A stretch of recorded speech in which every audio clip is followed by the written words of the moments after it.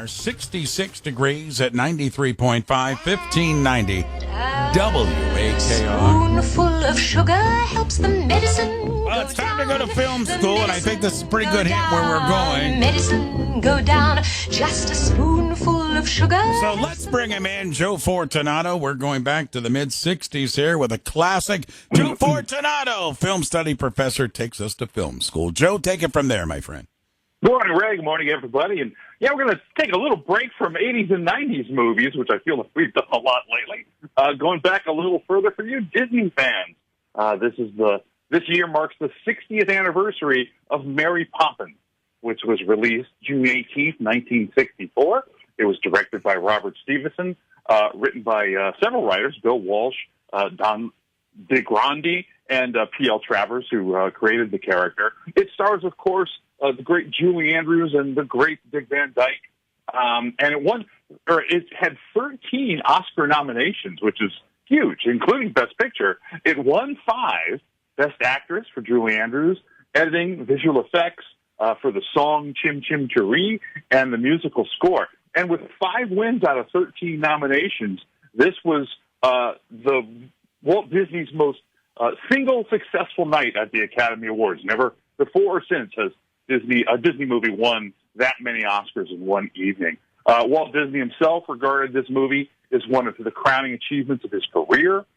This was the only movie personally produced by Walt Disney himself that was nominated for a Best Picture Oscar. And very successful. It was the top-grossing movie of 1964 and the top-grossing Disney movie for almost 20 years until their 90s animations started to be very successful.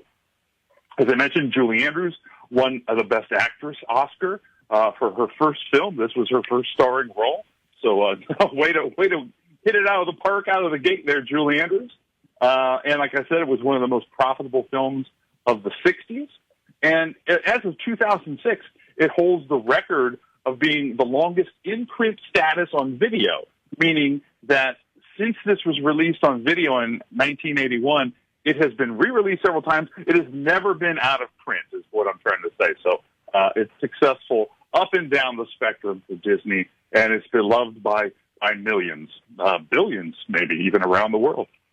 Some production fun. There was over 100 glass and matte paintings that were used to recreate the London skyline of 1910. The wires that were holding up a flying Mary Poppins actually were darkened with shoe polish to reduce the risk of reflection from the studio lights. And like I said, it looks like it's shot in London, but it was all shot in the Burbank studios and on the Disney lot in Burbank, California. That's fabulous. I've watched this movie, Joe, 15, 20 times, probably not as many times as you have, but it's fabulous on the choreography, the singing, the dancing, tying it all together. And really, Dick Van Dyke and Julie Andrews, just fascinating in this movie. Yeah, it's great. You mentioned some of the numbers. One of my favorite numbers is the step in time number. It's very energetic. And this is, when you look at it back, through a historical lens, it's mildly amusing, but at the time it must have been terrible. This sequence had to be filmed twice because of a scratch on the film from the first take. So they had to do the entire sequence again. And, that's, by the way, that's why you have film insurance, so that, you can cover things like that. The creator of Mary Poppins, P.L. Travers, really never forgave Walt Disney for what she saw as a vulgar and disrespectful adaptation of her Mary Poppins novel. She didn't like the film. She did approve the casting of Julie Andrews, but she hated the movie so much she left the premiere in tears. Supposedly, she objected to the fact that changing Mary Poppins from a cold and intimidating woman in the novel to a warm and cheery one in the movie. I've never read the novel, but I kind of like my Mary Poppins warm and cheery, so I'm not going to complain about that. Talking about the casting there, originally Julie Andrews hesitated taking the part because she was really gunning for the role of Eliza Doolittle in My Fair Lady, which was the same year. And she didn't get that, sort of famously or infamously, however you want to look at it. But Walt Disney really wanted her in Mary Poppins. In fact, they offered to delay the filming if she was cast in My Fair Lady, which she wasn't, but if she had been, they would have waited. And since Audrey Hepburn was cast as Eliza in that movie, both of the films came out around the latter, or were previewed around the latter part of 1963. And there's always been sort of a friendly competition, if you will, between those two films and the two actresses. In terms of the male roles, for Bert, the part that Dick Van Dyke got, some people that were considered at the time, Danny Kaye, Fred Astaire, and Cary Grant, even briefly. Any one of those would have been kind of interesting, but Dick Van Dyke knocks it out of the park so much that it's hard to imagine anyone else. Have you ever seen any quotes, Joe? I mean, you study and teach us all the time of Dick Van Dyke and, his experiences on the show. He's done so many wonderful movies and TV and all that stuff for so many years and still going. What about his experience? Did he thoroughly enjoy the experience as well? That's my understanding. I could be wrong. Maybe there's something out there where he downplays it. But my understanding is that he had a good time.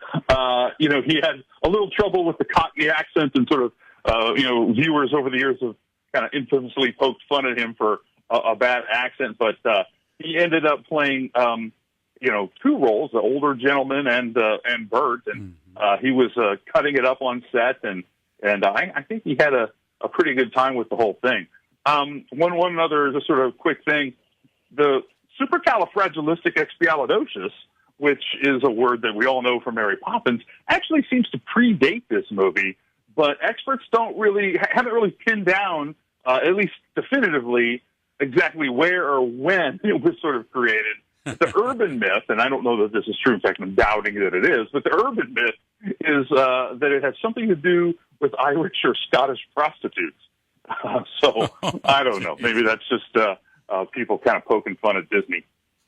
There you go. Again, a wonderful movie, Mary Poppins. 1964 it came out, and it's still, that's a movie, Joe, as we end this thing, it's aged well because people still love entertainment.